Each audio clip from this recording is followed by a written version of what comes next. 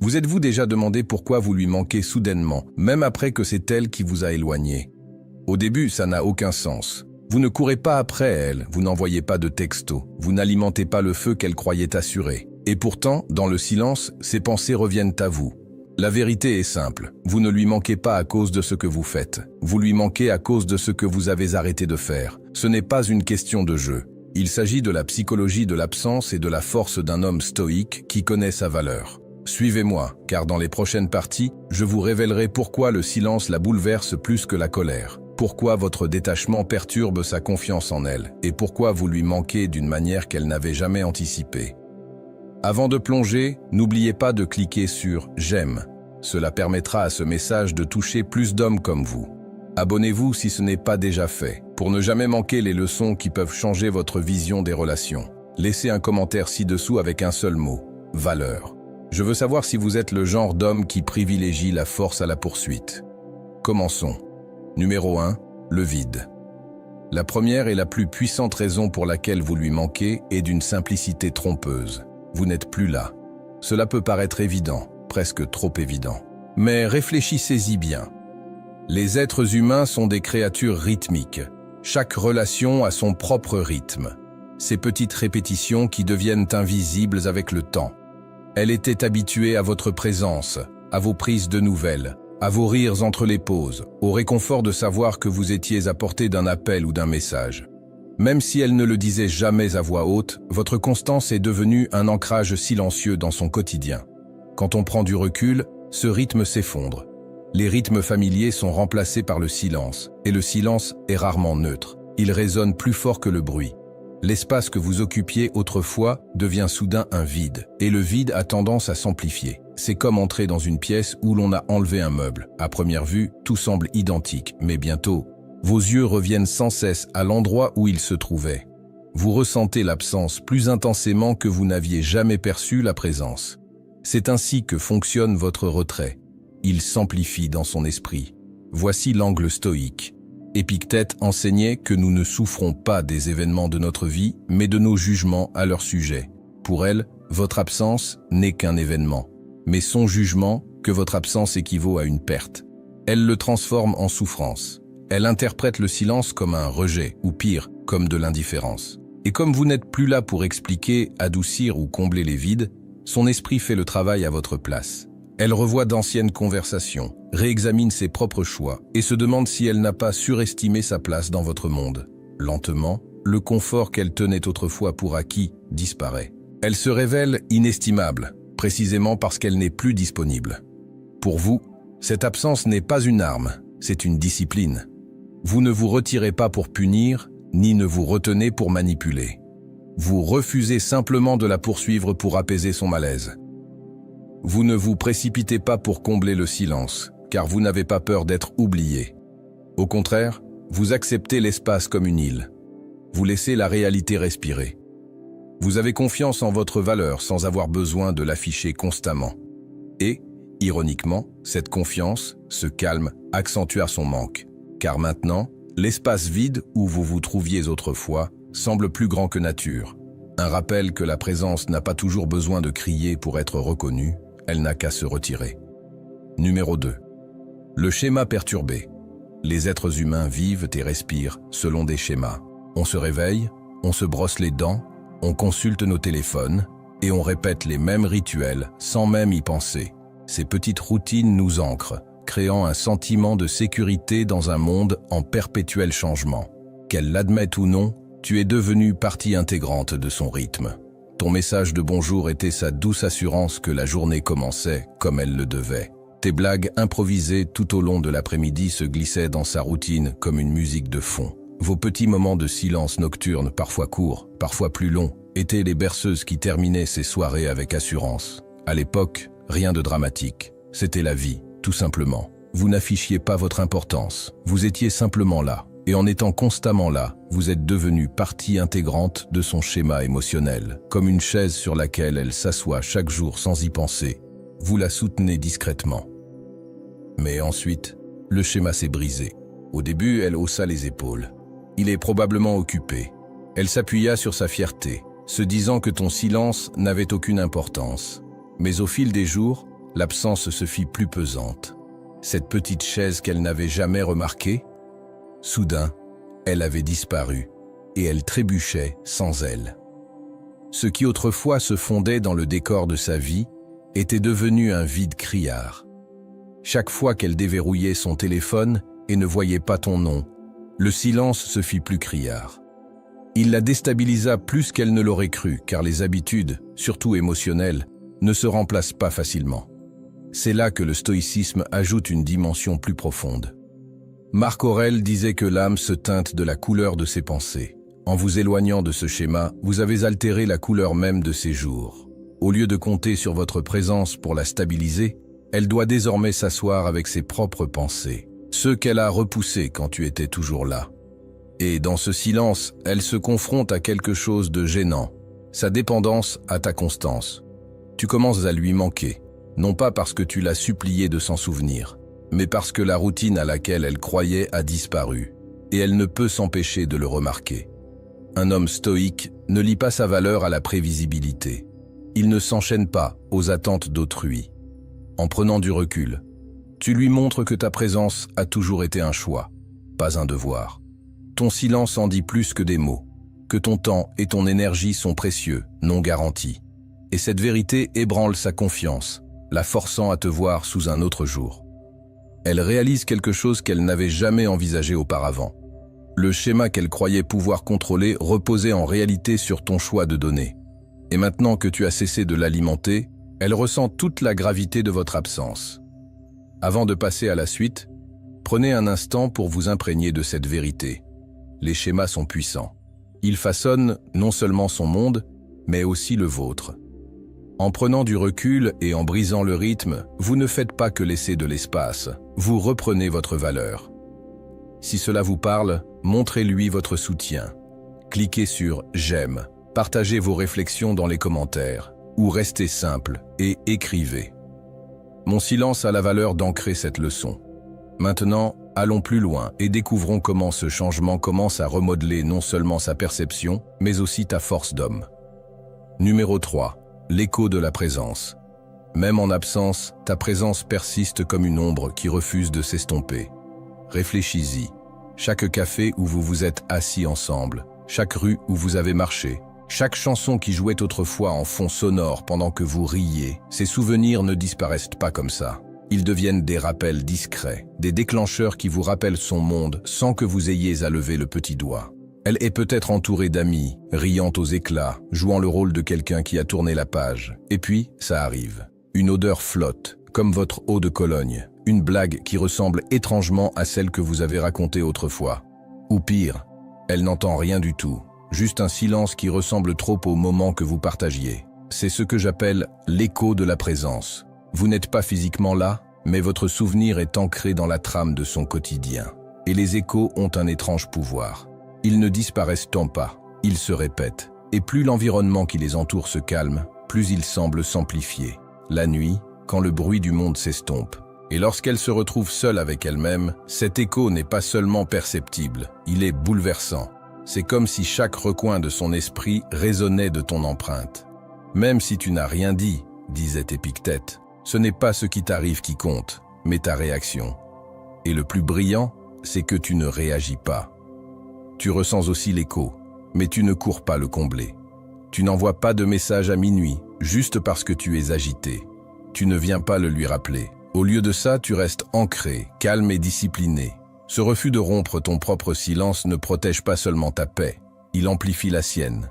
L'espace même qu'elle pensait désirer lui paraît soudain trop grand, trop vide, trop rempli de toi. L'ironie est cruelle. Moins tu le fais, plus son esprit se retourne contre elle. Elle te comprend, non pas parce que tu continues à venir, mais parce que tu es toujours là. Mais parce qu'elle ne peut s'empêcher de te rejouer. L'absence de ta voix lui rappelle le poids de ta présence. Et c'est là que réside ta véritable force. Non pas dans la poursuite de l'écho, mais dans le fait de le laisser la hanter. Car l'homme qui a la discipline de rester immobile, de rester impassible, devient inoubliable. Numéro 4. L'effet de rareté. Il y a une vérité intemporelle dans la psychologie humaine. Les gens accordent la plus grande valeur à ce qu'ils ne peuvent pas avoir à volonté. Quand quelque chose est toujours disponible, il perd de son éclat. La familiarité engendre le confort, mais aussi la complaisance. La rareté, en revanche, éveille le désir. Votre attention, votre temps, votre énergie, votre présence fonctionnent de la même manière. Quand vous étiez toujours là, à répondre instantanément, à prendre de vos nouvelles, elle a créé l'illusion que votre attention était infinie. Elle croyait qu'elle coulait comme l'eau d'un robinet, qu'elle pouvait ouvrir à sa guise. Mais lorsqu'on se retire, lorsqu'on crée de la distance, lorsqu'on cesse de donner si librement, cette illusion s'effondre. Soudain, ce qui était ordinaire devient rare. Ce qui était supposé devient incertain. Et dans cette rareté, elle commence à vous manquer d'une manière qu'elle n'aurait jamais imaginée. Sénèque a dit un jour, « Ce n'est pas l'homme qui a trop peu, mais celui qui désire plus qui est pauvre. » La pénurie révèle le désir. Quand tu étais abondant, elle le remarquait à peine. Maintenant que tu es rare, elle ressent le manque. Cela la ronge, suscitant des questions qu'elle a du mal à taire. Pourquoi ne tend-il pas la main? Pourquoi son énergie a-t-elle changé? Pourquoi l'attention que je tenais autrefois pour acquise? J'ai l'impression que c'est quelque chose que je n'arrive plus à saisir. C'est là qu'intervient la discipline stoïcienne. La rareté n'est pas une question de manipulation, mais de maîtrise. Un stoïcien n'inonde pas le monde de sa présence par peur d'être oublié. Il ne gaspille pas ses forces dans une quête désespérée de reconnaissance. Au contraire, il choisit soigneusement où placer son énergie, comme si elle était de l'or. Il sait que son temps, son calme, son attention n'est pas un dû, ce sont des cadeaux. Et parce que tu ne les lui donnes plus librement, leur valeur se multiplie à ses yeux. Chaque message sans réponse lui rappelle qu'elle ne peut pas te convoquer à sa guise. Chaque soirée silencieuse renforce cette vérité. Tu n'as jamais été sans limite. Ta présence a toujours été un choix. Et maintenant que tu as pris du recul, elle en perçoit enfin la valeur. Voilà le pouvoir de l'effet de rareté. Tu ne lui manques pas simplement parce que tu es parti. Tu lui manques parce que ton absence prouve ce que ta présence signifiait vraiment. Numéro 5. L'illusion brisée du contrôle. L'une des raisons les plus puissantes pour lesquelles tu lui manques réside dans l'effondrement d'une illusion qu'elle avait autrefois, celle de pouvoir toujours contrôler le rythme de votre connexion. Pendant longtemps, elle se sentait rassurée à l'idée que, quoi qu'il arrive, tu reviendrais. Si elle te repoussait, tu reviendrais. Si elle tardait à répondre, tu attendrais. Si elle mettait ta patience à l'épreuve, tu la rassurais. Ce comportement la réconfortait, mais lui donnait aussi un faux sentiment de pouvoir. Pense aux petits détails. Elle pouvait envoyer une réponse sèche et hésitante, sachant que tu lui répondrais plus tard. Elle pouvait disparaître pendant des heures, et à son retour, tu l'attendais avec la même chaleur. Elle pouvait annuler des plans à la dernière minute, et c'était toi qui réaménageais ton emploi du temps juste pour lui plaire. Tous ces petits moments la convainquaient qu'elle avait le dessus, que quoi qu'il arrive, tu serais toujours là, à l'entourer. Mais ton silence brise cette croyance. Dès que tu cesses de répondre si vite, l'illusion commence à se fissurer. Le SMS du matin qu'elle croyait garanti n'arrive pas. L'appel tard le soir qu'elle pensait arriver, le téléphone reste muet.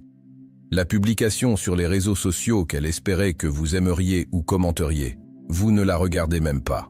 C'est là qu'elle réalise que le contrôle qu'elle pensait avoir n'était pas du tout un contrôle. C'était votre volonté, et sans elle, elle se sent exposée, presque impuissante. D'un point de vue stoïque, c'est là que votre discipline brille le plus. Épictète a enseigné qu'aucun homme n'est libre s'il n'est maître de lui-même. En prenant du recul, vous prouvez votre maîtrise de vous-même.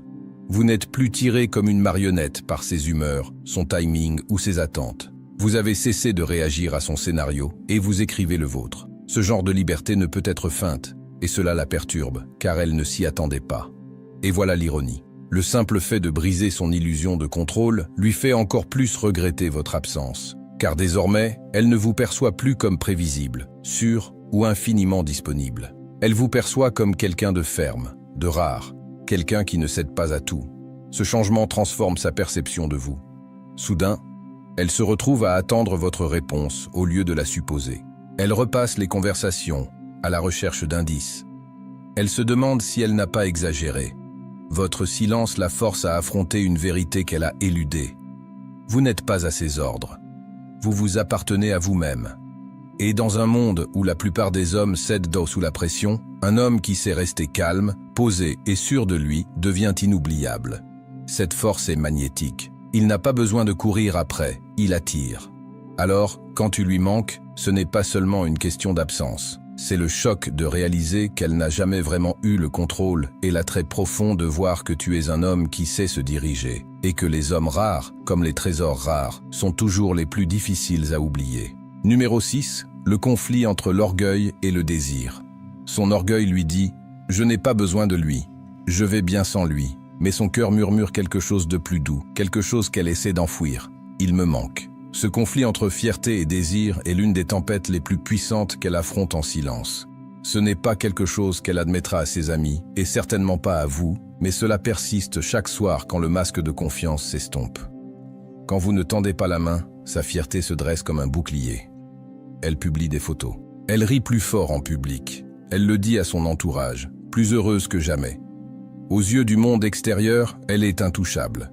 Pourtant, lorsque la foule se disperse et que les lumières s'éteignent, son propre esprit la trahit. Allongée dans son lit, les yeux fixés au plafond, elle ressent le poids de cette collision, sa fierté luttant pour la maintenir forte, son désir la ramenant au confort qu'elle avait autrefois avec vous. C'est comme regarder un film où le personnage affirme avoir tourné la page, juste pour feuilleter en secret de vieilles photos ou repasser d'anciennes conversations dans le calme. L'orgueil se produit sur scène. Le désir persiste en coulisses, murmurant des rappels qu'elle ne peut taire. C'est là qu'intervient le stoïcisme. Marc Aurèle a écrit « Vous avez le pouvoir sur votre esprit, pas sur les événements extérieurs. Prenez conscience de cela et vous trouverez la force. » Votre silence la place directement dans cette bataille avec son esprit. Vous ne nourrissez pas sa fierté en la rassurant.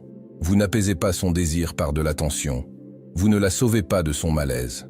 Vous restez simplement ferme, impassible, inébranlable.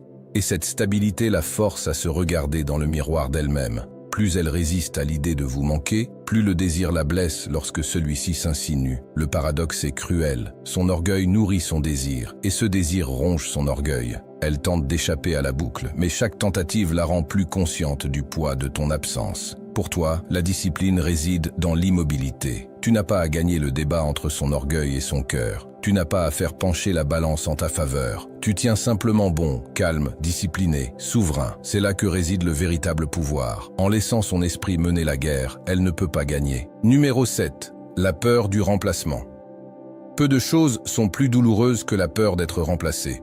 Il ne s'agit pas seulement de regretter quelqu'un. Il s'agit d'imaginer cette personne donner à quelqu'un d'autre ce qui vous appartenait autrefois. Cette seule pensée peut la ronger, même lorsqu'elle essaie de la repousser. Elle se demande en silence. S'il ne me parle pas, à qui parle-t-il? S'il n'est pas avec moi, alors, avec qui est-il? Et dans cette question, l'insécurité prend racine. Prendre du recul et s'abandonner au silence ne fait pas que supprimer sa présence, mais crée un vide, et la nature humaine méprise les vides. L'esprit s'empresse de les combler de possibilités, souvent les plus sombres. Elle commence à se demander si une autre femme rit à vos blagues, reçoit vos messages de bonjour, ou est serrée dans les bras qui l'ont autrefois tenue. Que ce soit vrai ou non, importe peu. Comme Sénèque nous le rappelait, nous souffrons plus souvent en imagination qu'en réalité. Son imagination devient son bourreau, peignant des images bien plus saisissantes que la réalité elle-même. Imaginez-vous ainsi. Elle consulte son téléphone tard le soir. Elle voit que vous êtes actif en ligne, mais que vous ne lui avez pas envoyé de message. Elle suppose instantanément que vous parlez à quelqu'un d'autre. Ou elle voit une photo de vous avec des amis, souriante, peut-être avec des femmes en arrière-plan. Elle zoome, analyse les détails et se persuade que l'une d'elles a pris sa place. Autre scénario, elle entend votre nom mentionné par des amis communs et son esprit s'embrouille. Parle-t-il de son départ? A-t-il déjà une nouvelle partenaire? Chacun de ces moments nourrit sa peur, qu'elle soit fondée ou non. C'est pourquoi le silence peut être si puissant. Il la force à affronter la possibilité qu'elle ne soit pas aussi irremplaçable qu'elle le croyait. Elle pensait peut-être que votre monde tournait autour d'elle. Maintenant, elle voit que vous êtes capable de vous en aller et de vivre pleinement sans son soutien. Cette prise de conscience met à mal son orgueil et ébranle son sentiment d'importance. Et le paradoxe, moins vous la rassurez, plus son esprit se retourne contre elle. La peur d'être remplacée amplifie son désir, non pas parce que vous l'avez manipulée, mais parce que votre absence la force à voir une vérité qu'elle ignorait autrefois. La valeur ne se trouve jamais chez ceux qui s'accrochent. Elle se trouve chez ceux qui s'en vont avec calme. Numéro 8. Le miroir silencieux. Le silence n'est pas seulement une absence, c'est un miroir. Quand on cesse de tendre la main, elle ne peut plus se servir de tes mots ni de ta présence comme distraction.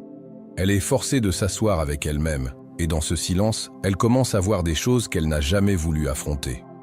Au début, elle projette tout sur toi. Elle se dit que tu es têtu, froid, ou que tu essayes de jouer un jeu malin. Cette explication apaise sa fierté, mais à mesure que les jours passent, cette histoire ne fonctionne plus. Parce que le silence ne change pas, il se contente de réfléchir, et cette réflexion devient inconfortable. Elle remarque à quel point elle est agitée lorsque son téléphone n'affiche pas ton nom. Elle sent son moral baisser lorsque des heures passent sans une seule notification. Elle se surprend à parcourir d'anciennes conversations, se demandant pourquoi le silence lui paraît plus pesant que le bruit. Et c'est à ces moments-là qu'elle réalise « Tu ne fais rien du tout. Tu n'es tout simplement pas là. » Le miroir révèle sa dépendance. La dépendance qu'elle avait autrefois balayée la fixe maintenant du regard. Pense au fonctionnement d'un miroir. Il ne crée rien de nouveau. Il ne fait que révéler ce qui est déjà là. Ton silence fonctionne de la même manière. Il n'invente pas son besoin. Il le lui renvoie simplement avec une précision extrême. Et cela peut être terrifiant. Car une fois que le miroir lui révèle à quel point elle s'appuyait sur ta présence, elle ne peut plus le déjouer. D'un point de vue stoïque, c'est là que son illusion se brise. Épictète disait « Les circonstances ne font pas l'homme, elles ne font que le révéler. » Ton silence est cette circonstance. Il ne l'affaiblit pas. Il révèle sa faiblesse. Il ne la contrôle pas. Il révèle son manque de contrôle.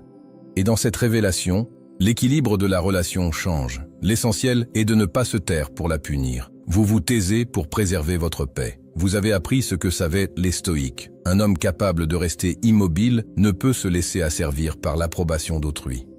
Vous ne courez pas après, vous ne suppliez pas, vous ne comblez pas le vide par peur. Au contraire, vous maintenez le miroir immobile, et dans ce reflet, elle voit sa propre vérité. La vérité qui fait souvent plus mal que tous les mots que vous auriez pu prononcer. C'est pourquoi vous lui manquez encore plus.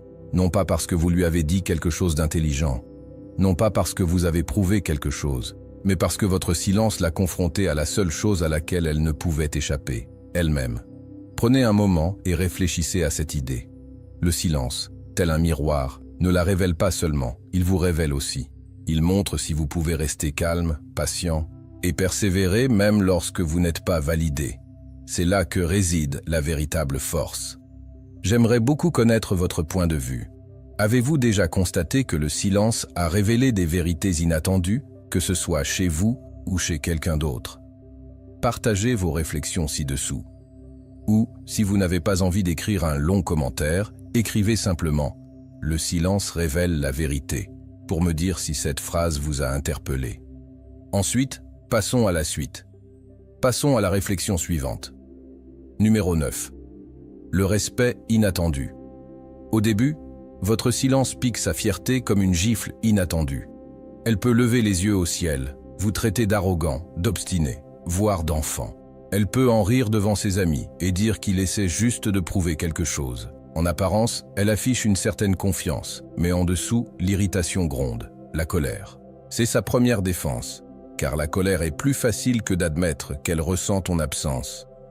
Dans ces premiers temps, elle se persuade que le silence est une faiblesse, que tu finiras par craquer et revenir en courant. Elle se souvient de la rapidité avec laquelle tu as répondu, de ton empressement à arranger les choses, et elle suppose que cette fois-ci ne sera pas différente. Cette hypothèse la réconforte un temps, mais seulement un temps, car quand les heures se transforment en jours et les jours en semaines, elle réalise que tu ne cèdes pas. Tu ne te précipites pas pour apaiser son malaise. Tu n'es plus prévisible.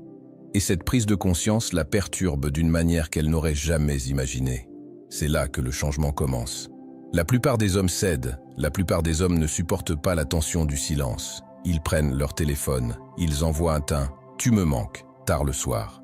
Texte. Ils recherchent la validation juste pour apaiser leur malaise. Ils cèdent, non pas par choix, mais par manque de maîtrise de soi. Mais vous ne l'avez pas fait. Vous avez résisté à l'attrait. Vous avez laissé le silence s'apaiser et vous êtes resté immobile pendant qu'elle se débattait avec son propre esprit. Cette stabilité, d'abord frustrante, commence peu à peu à lui inspirer le respect.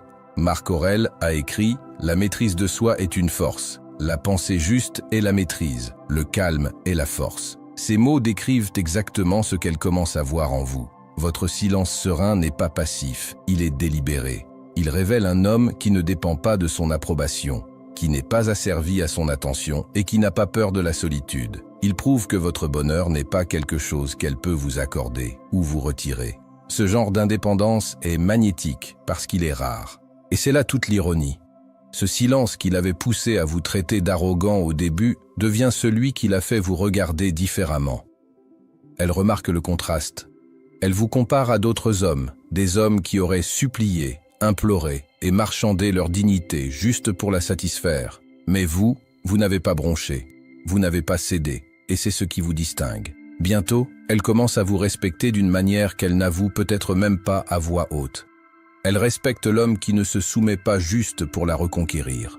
Elle respecte l'homme qui refuse d'échanger son amour-propre contre un confort temporaire. Elle respecte l'homme qui tient bon, même lorsque le silence lui pèse. Et dans ce respect se cache un désir caché, car désormais, elle ne vous voit plus seulement comme un autre homme, mais comme quelqu'un de différent. Et la différence est toujours plus difficile à oublier. Quand quelque chose est commun, il passe au second plan, mais quand quelque chose est rare, il devient inoubliable. La plupart des hommes brisent le silence. Vous ne l'avez pas fait. La plupart des hommes courent après vous. Vous ne l'avez pas fait. La plupart des hommes font preuve de faiblesse face au rejet. Vous avez fait preuve de force. Et à cause de cela, elle ne peut pas vous effacer de son esprit aussi facilement qu'elle le pensait. Votre silence devient un rappel de votre force, et la force force toujours le respect. Numéro 10. L'attrait du mystère. Les êtres humains sont des créatures de certitude. Nous voulons savoir où nous en sommes, ce que demain nous réserve, et qui sera à nos côtés. La certitude procure réconfort, prévisibilité et illusion de contrôle. Elle avait autrefois cette certitude avec toi. Tes messages arrivaient régulièrement, tes appels la rassuraient, ta présence était fiable. Elle n'avait pas à se poser de questions, parce que tu t'es fait connaître. Mais quand tu perds cette cohérence, quelque chose de profond se produit. La certitude disparaît, et à sa place, tu crées du mystère. Et le mystère est l'une des forces les plus puissantes de la psychologie humaine. Maintenant, son esprit s'emballe. Elle ne sait pas ce que tu fais, ce que tu penses, ni avec qui tu passes ton temps. Elle ne sait pas si tu as évolué, si tu es occupé, ou si vous avez simplement choisi la paix plutôt que son drame. Ce manque de connaissance la ronge. L'inconnu devient un murmure constant dans sa tête. Et l'esprit humain, face à l'incertitude, comble les vides par l'imagination. Et l'imagination est toujours vive. Pendant la journée, elle peut se distraire. Elle peut rire avec des amis, consulter son téléphone, ou même publier des photos pour prouver au monde entier. Et elle se dit qu'elle n'est pas dérangée, mais tout cela n'est que du bruit. Car la nuit venue, quand les rires s'estompent et que l'écran du téléphone s'éteint, elle sent le silence s'installer. Elle se remémore d'anciennes conversations. Elle se demande si une autre femme reçoit désormais l'attention qu'elle tenait autrefois pour acquise. Elle remarque l'agitation avec laquelle elle consulte ses notifications, espérant, rien qu'espérer, voir ton nom. Ce n'est pas seulement une absence, c'est une présence amplifiée par l'inconnu. C'est comme entrer dans une pièce sombre. Vous ignorez ce qui s'y trouve, mais votre esprit invente des ombres. Il en va de même pour vous. Votre absence la force à imaginer, et son imagination revient toujours à vous. Sénèque a écrit « Tout l'avenir est dans l'incertitude, vis l'instant présent ». Pour elle, votre silence incarne cette vérité. Elle n'a plus le confort de la prédiction. Elle ne maîtrise plus le rythme de la connexion. Et ce qu'elle ne peut contrôler commence à la fasciner. Ce qu'elle ne peut prédire commence à l'attirer. La curiosité se transforme en étincelle, et les étincelles se transforment vite en désir. Mais voici la vérité stoïque. Le mystère n'est pas une illusion, ni un jeu auquel on joue. C'est le résultat naturel d'une vie disciplinée. Et votre but, vous ne dévoilez pas tous vos faits et gestes. Vous n'expliquez pas tous vos choix. Et vous ne vous soumettez pas simplement pour apaiser ses craintes. Vous vivez en accord avec vos valeurs. Vous préservez votre énergie et placez votre paix intérieure au-dessus de son approbation. Ce n'est pas de l'arrogance, c'est de la force. Et la force, associée au mystère, devient inoubliable. Moins elle en sait, plus elle veut en savoir. Plus elle essaie de vous cerner. Plus son esprit se tourne vers vous. Elle respecte ce qu'elle ne peut pas facilement posséder et aspire à ce qu'elle ne peut pleinement comprendre. Tel est le paradoxe du mystère. Le silence que vous vous accordez devient l'écho qu'elle ne peut faire taire dans son esprit.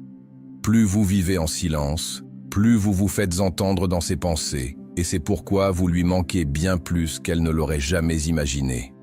Numéro 11. Le poids du regret.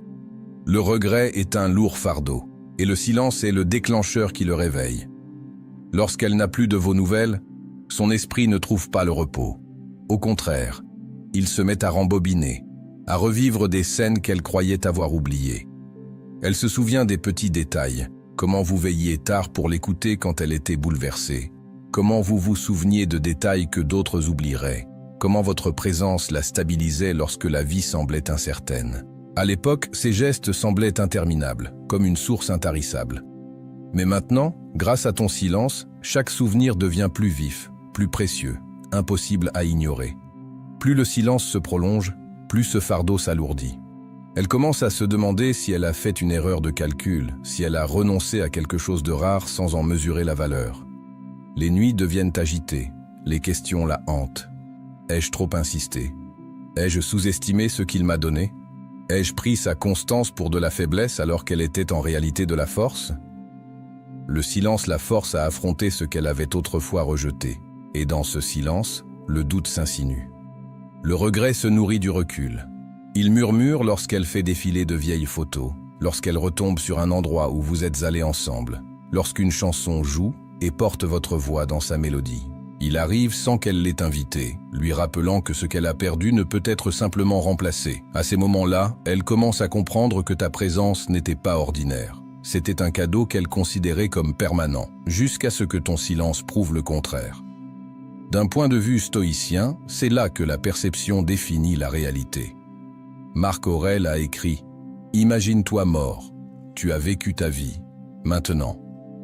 Prends ce qui reste et vis-le comme il se doit. Pour toi, ce silence n'est ni une arme, ni une punition, c'est simplement la pratique d'une vie juste. Tu choisis la paix plutôt que le conflit, le sens du devoir plutôt que le drame, la dignité plutôt que le désespoir. Tu as déjà avancé, avec la discipline de celui qui n'a pas besoin d'être validé par les regrets d'autrui. Et paradoxalement, c'est pourquoi ces regrets s'approfondissent. Parce que tu ne te tiens pas devant sa fenêtre, implorant qu'on se souvienne de toi. Tu n'es pas prisonnier de son récit, ne réclamant pas un rôle dans son histoire. Tu as écrit la tienne. Et dans cette force tranquille, elle voit enfin ce qu'elle a perdu. Non pas à travers tes mots, ni à travers tes supplications, mais grâce au calme inébranlable de ta discipline. C'est le poids qu'elle porte désormais, et la raison pour laquelle tu lui manques avec une intensité qu'elle n'aurait jamais imaginée. Numéro 12. La prise de conscience choquante. Voici la vérité ultime et la plus puissante. Tu ne lui manques pas seulement pour ce que tu étais. Tu lui manques parce qu'elle comprend parfois trop tard ce que la vie peut être sans toi. Et ce contraste n'est pas anodin, il est bouleversant. Quand tu étais là, elle se sentait bien. Ta présence était comme une force gravitationnelle, toujours là, remettant son monde en ordre. Elle pensait que c'était normal, une garantie, quelque chose sur laquelle elle pouvait toujours compter. Elle pensait que ton attention, ta constance et ta patience faisaient simplement partie intégrante de sa vie, comme l'eau courante ou l'électricité. Quand quelque chose semble constant, on oublie sa rareté. Mais ensuite, lorsque tu t'es retiré, lorsque ta voix a cessé d'occuper ses journées, le silence a révélé la vérité. Ce qu'elle croyait ordinaire était en réalité exceptionnel. Maintenant, en votre absence, elle remarque ce qu'elle ignorait autrefois. Elle ressent le manque de rythme de votre message de bonjour, la façon dont votre ton calme pouvait apaiser sa colère, ou le réconfort discret qu'elle n'avait jamais eu à demander, car vous lui en aviez donné naturellement. Elle voit que vous étiez une force stabilisatrice, quelqu'un qui apportait énergie, structure et équilibre à sa vie. Cette prise de conscience la bouleverse profondément, car elle la force à admettre que tu n'étais pas un homme comme les autres dans son entourage, que tu avais de la valeur. Et la valeur se reconnaît toujours mieux lorsqu'elle disparaît. C'est comme entrer dans une pièce où était autrefois accroché un tableau précieux. Au début, on ne remarque que le vide, mais plus on fixe, plus l'absence devient plus forte que la présence. C'est ce qu'elle ressent maintenant. une absence si nette qu'elle met en lumière tout ce qu'elle a négligé. Épictète enseignait que celui qui rit de lui-même ne manque jamais de sujet de rire. Votre silence est ce rire. C'est votre refus de considérer le rejet ou la distance comme une menace pour vous. Vous ne vous laissez pas submerger par la mendicité. Vous ne sombrez pas dans le chaos. Vous ne recourez pas à des tours de passe-passe pour prouver votre valeur. Au contraire, vous vous élevez avec sang-froid. Tu ris, non pas par moquerie, mais avec force, car tu sais que ta valeur ne diminue pas simplement parce que personne ne l'a perçue sur le moment. Et c'est là que réside le paradoxe choquant. Quand tu as cessé d'avoir besoin d'elle, elle a commencé à avoir encore plus besoin de toi. Quand tu as lâché prise sur le désespoir, elle a été confrontée au désir. Quand tu as choisi la dignité plutôt que la reconnaissance, elle a ressenti le poids de son erreur. C'est ce qui fait que tu lui manques, pas seulement l'homme que tu étais, mais la force que tu as révélée dans ton silence. Pour toi, la prise de conscience est tout autre. Il ne s'agit pas de manquer à quelqu'un, il ne s'agit pas d'attendre ses regrets. Il s'agit de liberté. Tu as découvert que la paix est plus précieuse que l'attention, que la clarté est plus précieuse que le chaos, et qu'aucune relation ne vaut la peine de se perdre. En restant ferme, en vivant avec détermination, en avançant sereinement, vous incarnez ce qu'enseigne le stoïcisme, la liberté face aux besoins. Et, ironiquement, c'est précisément ce qui vous rend inoubliable. Car l'homme qui ne s'accroche pas, qui ne supplie pas, qui ne cède pas, devient l'homme dont elle se souvient, l'homme qu'elle revit dans sa tête, l'homme qu'elle réalise qu'elle n'aurait jamais dû lâcher. C'est là une révélation bouleversante. Et cela ne lui appartient pas, cela vous appartient. Alors voilà la vérité, tu lui manques, non pas parce que tu t'es battu pour elle, mais parce que tu ne l'as pas fait. Tu lui manques, non pas parce que tu as crié, mais parce que tu es resté silencieux. Et tu lui manques, non pas parce que tu as supplié, mais parce que tu as défendu tes valeurs. En refusant de t'accrocher, tu deviens plus difficile à oublier. En choisissant le calme plutôt que le chaos, tu crées une présence qui persiste même en l'absence. En restant ferme, tu gagnes le respect. Là où d'autres ne trouvent que du ressentiment. Maintenant, à vous de choisir. Allez-vous courir après, plier et rompre comme la plupart des hommes? Ou garderez-vous le silence, la dignité et la paix, sachant que la vraie force n'a jamais besoin d'être sollicitée? Si ce message vous parle, faites-moi plaisir. Cliquez sur « J'aime », abonnez-vous si ce n'est pas déjà fait, et laissez un commentaire ci-dessous avec ces mots « Le calme est ma force ». Parce qu'au bout du compte, c'est le calme qui vous rend inoubliable.